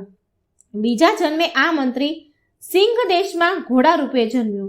તે ગુણોમાં અશ્વરાજ ઉચ્ચસ્રવા સમાન મહાતેજસ્વી હતો. જોગાનું જોગ તે ઘોડાને નૃસિંહ રાજાએ એક સોદાગર પાસેથી મોં માંગી કિંમત આપી ખરીદી લીધો. એક દિવસ રાજા તે ઘોડા પર બેસીને શિકાર કરવા જંગલમાં ગયો. શિકારની શોધમાં મધ્યાહન થઈ ગયો. શિકાર ન મળવાથી નિરાશ થયેલો રાજા ભૂખ તરસથી વ્યાકુળ બની ગયો. ત્યાં જ તેની નજર એક ઋષિના આશ્રમ પર પડી. રાજાએ ત્યાં જઈ પાણી પીધું. તેના મુખ પરનું તેજ જોઈ ઋષિ જાણી ગયા કે આ કોઈ રાજકુળનો જ છે અને ભૂખ્યો છે. ઋષિએ રાજાને ભોજન કરાવ્યું અને આશ્રમમાં જ આરામ કરવાનું કહ્યું. રાજા આડા પડખે થઈને આરામ કરવા લાગ્યો. દર્ભશૈયા પર તેને ઊંઘ ન આવી એટલે દિવાલ પર લખેલા ગીતાજીના 15મા અધ્યાયનો પાઠ વાંચવા લાગ્યો. આ પાઠ તેને બહુ ગમી ગયો. તેની વારંવાર વાંચીને યાદ કરવા લાગ્યો. 8-10 વખત વાંચતા તેને આખો પાઠ મોઢે થઈ ગયો. સાંજ પડતા રાજાએ પોતાના નગર ભણી પાછા જવાની તૈયારી કરી, પરંતુ તેનો ઘોડો ઘાસ ખાતો હતો. તેથી તે ઘોડાને પંપાળતો ગીતાજીના 15મા અધ્યાયનો પાઠ કરવા લાગ્યો. પાઠ પૂર્ણ થતાં જ ઘોડાનું મૃત્યુ થયું. રાજાને ઘણી નવાઈ લાગી. તેણે આ વિશે ઋષિને પૂછ્યું તો ઋષિએ જણાવ્યું કે હે રાજન, આ ઘોડો ગયા જન્મે તારો મંત્રી હતો. તે તને પુત્રો સહિત મારી નાખીને તારું રાજ છીનવી લેવા ઈચ્છતો હતો. આ પાપથી તેનું અકાળે મૃત્યુ થયું અને આ જન્મે ઘોડા રૂપે જન્મ્યો. આપના મુખેથી અનાયસે ગીતાના 15મા અધ્યાયનો પાઠ સાંભળતા જ પશુયોનિમાંથી મુક્ત થઈને સ્વર્ગલોકમાં ગયો. આ અદ્ભુત કથન સાંભળીને વિસ્મિત થયેલો રાજા નૃસિંહ મહેલે પાછો ફર્યો. મોટા રાજકુમારોનો રાજ્યાભિષેક કરી રાજ સિંહાસન પર બેસાડી તેને રાજા તરીકે જાહેર કર્યો. ત્યારબાદ રાજા નૃસિંહે ગીતાજીના 15મા અધ્યાયનો નિત્ય પાઠ કરવા લાગ્યા. આ પાઠના પુણ્ય પ્રતાપે તે મૃત્યુ પછી વૈકુંઠ લોક પામ્યા. 15મા અધ્યાયનું મહાત્મય ફળ કથા અહીં સંપૂર્ણ થાય છે. ભગવદ્ ગીતાના 16મા અધ્યાયની મહાત્મય કથા ફળ. 16મો અધ્યાય છે દેવાસુર સંપ દ્વિભાગ્ય યોગ. આ 16મા અધ્યાયનું મહાત્મય ફળ કથા શંકર ભગવાન પાર્વતીજીને અને વિષ્ણુ ભગવાન લક્ષ્મીજીને કહે છે કે હવે તમે રોગ, ભય અને શોકનાશક ગીતાજીના 16મા અધ્યાયનું મહાત્મય ફળ વિશે સાંભળો. સૌરાષ્ટ્ર નગરમાં ખડગબાહુ નામનો રાજા રાજ કરતો હતો. તે ઘણો જ ભલો અને ઇન્દ્ર સમાન પરાક્રમી. એક દિવસની વાત છે. પ્રાતઃકાળનો સમય હતો. રાજા ઝરૂખામાં બેઠો હતો. એવામાં તેની નજર એક ગાંડા તૂર થઈ ગયેલા હાથી પર પડી. હાથી સૂંઢ ઉલાળતો, ધરતી ધ્રુજવતો દોડતો હતો. લોકો ચીસો પાડતા, જીવ બચાવવા નાશ ભાગ કરતા હતા. સૈનિકો હાથીને ભાલાની નોક મારીને તેને પકડવા માટે દોડતા હતા. તેવામાં રાજાની નજર હાથી જે દિશામાં જઈ રહ્યો હતો તે જ દિશામાં આવતા એક બ્રાહ્મણ ઉપર પડી. રાજાને લાગ્યું કે હમણાં જ ગાંડો હાથી બ્રાહ્મણને કચડી મારી નાખશે. સૈનિકો પણ બ્રાહ્મણને ખસી જવા બૂમો પાડવા લાગ્યા. પરંતુ બ્રાહ્મણ તો આગળ વધતો જ રહ્યો. બધાના આશ્ચર્ય વચ્ચે બ્રાહ્મણને જોતા જ ગાંડો હાથી શાંત થઈ ગયો. એટલું જ નહીં, બ્રાહ્મણને જવા માટે તેણે ખસીને રસ્તો પણ કરી આપ્યો. આ જોઈ રાજાએ તત્કાળ પેલા બ્રાહ્મણને બોલાવ્યો અને પ્રણામ કરીને પૂછ્યું કે હે ભૂદેવ, તમે કઈ વિદ્યા જાણો છો? તમે ગાંડા હાથીને કઈ રીતે વશ કર્યો? ત્યારે બ્રાહ્મણ બોલ્યો કે હું તો એક કઈ વિદ્યા નથી જાણતો. માત્ર ને માત્ર ગીતાજીના 16મા અધ્યાયનો નિત્ય પાઠ કરું છું. એક પાઠના પ્રભાવથી જ ગાંડા હાથીએ શાંત થઈને મને રસ્તો કરી દીધો. આ સાંભળીને રાજા ખડગબાહુ ઘણો પ્રસન્ન થયો અને નિત્ય એકાગ્ર ચિત્તે ગીતાજીના 16મા અધ્યાયનો પાઠ કરવા લાગ્યો. એક દિવસ રાજા લાવ લશ્કર લઈને જંગલમાં શિકાર કરવા ગયો. ત્યાં તેણે એક મંદોંતના હાથીને જોયો. તાનમાં આવી ગયેલો હાથી તૌતિંગ વૃક્ષને મૂળમાંથી ઉખાડીને હુંકાર કરતો હતો. હાથીનું આવું રૌદ્ર રૂપ જોઈ રાજાની સામે આવેલો સૈનિક જીવ બચાવવા મુઠ્ઠી વાળીને ભાગી ગયો. પણ રાજા નાસી છૂટવાના બદલે હાથીને સામે ગયો. તેને જોતા તોફાને ચડેલો હાથી શાંત થઈ ગયો અને સૂંઢ ઊંચી કરીને રાજાને પ્રણામ કરવા લાગ્યો. આ બનાવ પછી રાજાની ગીતાજી પરની શ્રદ્ધા અનેક ગણી વધી ગઈ. તેણે શિકાર કરવાનો ત્યાગ કર્યો અને નિત્ય બ્રહ્મ મુહૂર્તમાં અખંડપણે ગીતાજીના 16મા અધ્યાયનો પાઠ કરવા લાગ્યો. આ પાઠના પુણ્ય પ્રભાવે તે 100 વર્ષનું નિરોગી આયુષ્ય ભોગવી અંતકાળે વૈકુંઠ લોકમાં ગયો. ભગવદ્ ગીતાના 16મો અધ્યાયનો મહાત્મય ફળ કથા અહીં સંપૂર્ણ થઈ. હવે આપણે સાંભળીશું 17મો અધ્યાયનું મહાત્મય ફળ કથા. અધ્યાય 17 શ્રદ્ધાત્રય વિભાગ યોગ. આ 17મો અધ્યાય છે, જેનું મહાત્મય ફળ શંકર ભગવાન પાર્વતીજીને અને વિષ્ણુ ભગવાન લક્ષ્મીજીને કહી રહ્યા છે કે હવે તમે ગીતાજીના 17મા અધ્યાયનું મહાત્મય ફળ વિશે સાંભળો. મહાત્મય કથા આ રીતે છે. રાજા ખડગબાહુને એક પુત્ર હતો. તેના એક પ્રિય સેવકનું નામ દુશાસન હતું. રાજકુમારને તે અતિ પ્રિય હોવાના કારણે મહેલના તમામ સુખ ભોગવતો હતો. એક દિવસ દુશાસને હાથી પર સવારી કરવાની ઈચ્છા થતાં તે હસ્તિશાળામાં ગયો. હસ્તિશાળાની રખેવાળી કરતા મહાવતે તેને હાથી ઉપર સવારી ન કરવા અંગે બહુ સમજાવ્યો, છતાં દુશાસન માન્યો નહીં. તે હાથી પર સવાર થઈ ગયો અને જોર જોરથી મોટા અવાજે બોલવા લાગ્યો. હાથી ક્રોધે ભરાયો અને ગાંડો તૂર થઈ ડોલવા લાગ્યો.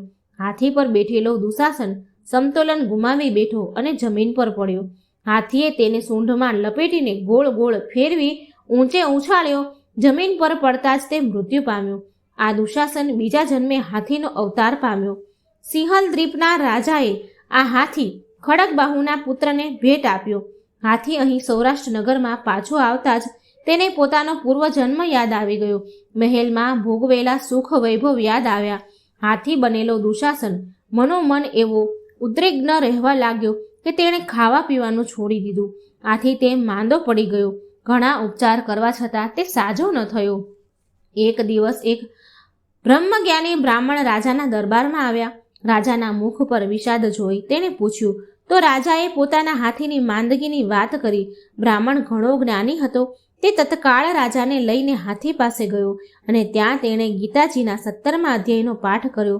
પછી મંત્રેલું જળ હાથી ઉપર છાંટ્યું તો તેનો પશુ યોનિમાંથી ઉદ્ધાર થયો. તેને લેવા વિષ્ણુના દૂતો વિમાન લઈને આવ્યા. હાથીને આવી પરમ મુક્તિ મળેલી જોઈ વિસ્મિત થયેલા રાજાએ બ્રાહ્મણને આ વિશે પૂછ્યું તો બ્રાહ્મણ બોલ્યો કે હું નિત્ય શ્રદ્ધાપૂર્વક ગીતાજીના 17મા અધ્યાયનો પાઠ કરું છું. આ પાઠ દ્વારા મંત્રેલું જળ હાથી ઉપર છાંટવાથી જ તેનો ઉદ્ધાર થયો છે. આ જોઈ રાજા ખડગબાહુ પણ નિત્ય ગીતાજીના 17મા અધ્યાયનો પાઠ કરવા લાગ્યા. આ પાઠના પુણ્ય બળે તે પૃથ્વી પરના સર્વ સુખ ભોગવીને અંતકાળે સદેહે વૈકુંઠ લોક પામ્યા. 17મા અધ્યાયનું મહાત્મય ફળ કથા અહીં સંપૂર્ણ થઈ. હવે આપણે સાંભળીશું છેલ્લો 18મો અધ્યાયનો મહાત્મય ફળ કથા. અધ્યાય 18 મોક્ષ સંન્યાસ યોગ. આ મહાત્મય ફળ કથા શંકર ભગવાન પાર્વતીજીને અને વિષ્ણુ ભગવાન લક્ષ્મીને કહી સંભળાવે છે. શંકર ભગવાન પાર્વતીજીને કહે છે અને વિષ્ણુ ભગવાન લક્ષ્મીજીને કહે છે કે ગીતાજીના 18મા અધ્યાયનું મહાત્મય ફળ વિશે સાંભળો કે જે વેદોથી પણ ઉત્તમ છે, સર્વ શાસ્ત્રો માટે સર્વસ્વ છે, તેમજ સંસારના દુઃખોથી ઝાડને છિન્ન ભિન્ન કરનાર છે. સિદ્ધ પુરુષો માટે આ પરમ રહસ્યની વસ્તુ છે. મેરુ પર્વતના શિખર પર અમરાવતી નામની એક દેવતાઓની રમણીય નગરી છે. તેને પૂર્વકાળમાં વિશ્વકર્માએ બનાવી હતી. આ નગરીનો રાજા ઇન્દ્ર તેની પત્ની સચી સાથે રહેતો હતો. એક દિવસની વાત છે. ઇન્દ્ર દરબાર ભરીને બેઠા હતા. એવામાં જ ઇન્દ્રએ જોયું કે વિષ્ણુ ભગવાનના દૂતો એક અદ્ભુત પુરુષને લઈ આવી રહ્યા છે. તે પુરુષને 1000 આંખો હતી. વળી તેના મુખ પર સૂર્ય સમાન તેજ હતું. ઇન્દ્ર તે 1000 આંખોવાળા પુરુષનું તેજ જીરવી ન શકતા મણિમય સિંહાસન પરથી પડી ગયો અને બેભાન થઈ ગયો. આથી ઇન્દ્રના સેવકોએ દેવલોકના સામ્રાજ્યનો મુંગટ તે અદ્ભુત પુરુષના મસ્તક પર મૂકી તેને સિંહાસન પર બેસાડ્યો. પછી તો સ્વર્ગના નવા રાજાની ખુશાલીમાં દિવ્ય ગીતો ગવાયા. દિવાંગનાઓની સાથે દેવતાઓ તેની આરતી ઉતારવા લાગ્યા. ઋષિઓએ વેદ મંત્રોનો ઉચ્ચારણ કરી તેને આશીર્વાદ આપ્યા. ગંધર્વો મધુર સ્વરમાં મંગલમય ગીતો ગાવા લાગ્યા. કિન્નરો સંગીતના કર્ણપ્રિય સૂર વહાવા લાગ્યા અને અપ્સરાઓ મનોરમ નૃત્ય કરવા લાગી. જ્યારે ઇન્દ્ર ભાનમાં આવ્યો ત્યારે તેને જાણ થઈ કે ઇન્દ્રનું ઇન્દ્રાસન છીનવાઈ ગયું છે. હવે તે સ્વર્ગનો અધિપતિ રહ્યો નથી. તેને વિષ્ણુ ભગવાન પાસે જઈને ફરિયાદ કરી, હે પ્રભુ, મારાથી એવો કયો અપરાધ થયો કે મારું ઇન્દ્રાસન મારે છોડવું પડ્યું? પૂર્વકાળે મેં 100 યજ્ઞનું અનુષ્ઠાન કરી તમને પ્રસન્ન કરીને આ સ્વર્ગાધિપતિનું પદ પ્રાપ્ત કર્યું હતું. પરંતુ તે પુરુષે એવું તે કયું કર્મ કર્યું છે કે તેનું પુણ્ય બળ મારા કરતાં પણ વધી ગયું અને આજે દેવલોકનો અધિપતિ બની ગયો છે? ત્યારે વિષ્ણુ ભગવાને કહ્યું કે હે ઇન્દ્ર, તે અદ્ભુત પુરુષ નિત્ય ગીતાજીના 18મા અધ્યાયનો 100 પાઠ અત્યંત શ્રદ્ધાપૂર્વક કરે છે. આ પાઠનું પુણ્ય સર્વ પુણ્યોમાં શિરોમણી છે. તેથી તેનું પુણ્ય બળ વધી જતા તે દેવલોકનો અધિપતિ થયો છે. તમે પણ નિત્ય ગીતાજીના 18મા અધ્યાયનો પાઠ શ્રદ્ધાપૂર્વક કરશો તો તેના પુણ્ય બળે અવશ્ય તમને ઇન્દ્રાસન પાછું મળશે. વિષ્ણુ ભગવાનના આ વચનો સાંભળી ઇન્દ્ર ગોદાવરી તટ પર જઈને ગીતાજીના 18મા અધ્યાયનું નિત્ય 100 પાઠ કરવા લાગ્યા. ધીરે ધીરે ઇન્દ્રનું પુણ્ય બળ વધતું ગયું. એક દિવસ સહસ્ત્ર આંખોવાળો પુરુષ ઇન્દ્ર પાસે આવ્યો અને તેને ઇન્દ્રાસન સ્વીકારી લેવાની વિનંતી કરતા બોલ્યો કે મને ઇન્દ્રાસન કરતાં વૈકુંઠ વધુ પ્રિય છે. આ તો તમને ગીતાજીના 18મા અધ્યાયનું મહાત્ફળ જણાવવા માટે હું ઇન્દ્રાસન પર આરૂઢ થયો હતો. જો તમે નિત્ય ગીતાજીના 18મા અધ્યાયનો શ્રદ્ધાપૂર્વક પાઠ કરતા રહેશો તો કોઈ તમારું ઇન્દ્રાસન છીનવી નહીં શકે. આમ કહી ઇન્દ્રને ઇન્દ્રાસન સોંપી તે અદ્ભુત પુરુષ વૈકુંઠ લોકમાં ચાલ્યો ગયો. હે પાર્વતી, જે મનુષ્ય શ્રદ્ધાપૂર્વક આ પાઠનું શ્રવણ કરે છે તે સમસ્ત યજ્ઞો કર્યાનું ફળ પામી અંતકાળે વૈષ્ણુ ભગવાનના વૈકુંઠ લોકમાં જાય છે. તો મિત્રો, અહીં આપણે હવે ભગવદ્ ગીતાના 18 અધ્યાયની મહાત્મય કથા સાંભળી અને આ કથા સાંભળવાનું ખૂબ પુણ્ય છે. આપણા સર્વ પાપો બળી, ગમે તેવા જઘન્ય પાપ હોય એ બળીને ભસ્મ કરે છે. માટે આ અધ્યાયોને સાંભળી અને આપણું જીવન સાર્થક કરીએ. આ મરણના જીવતાના જે ફેરા છે એ આપણે ટાળીએ અને ભગવાનના વૈકુંઠ ધામ જઈએ. માટે આ અધ્યાય જરૂર સાંભળજો. જય શ્રી કૃષ્ણ. રાધે રાધે. Thank you.